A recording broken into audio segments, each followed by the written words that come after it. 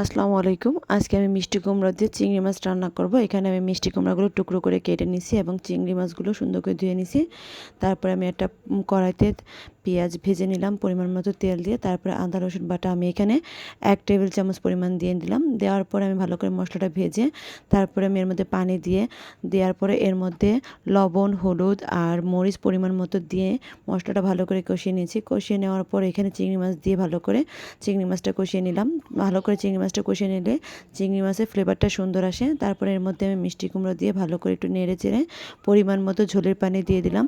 মিষ্টি কুমড়া কিন্তু খুব আঠালো একটা তরকারি, পানিটা কিন্তু শুকিয়ে যায় মানে ঠান্ডা হওয়ার সাথে সাথে।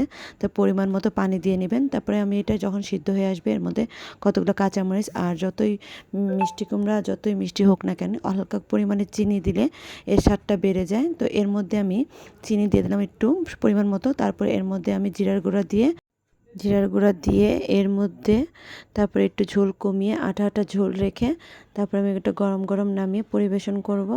তো কেমন হলো আজকে আমার এই রেসিপিটা? অবশ্যই ভালো লাগলে লাইক দিবেন। ভালো থাকবেন। আল্লাহ হাফেজ।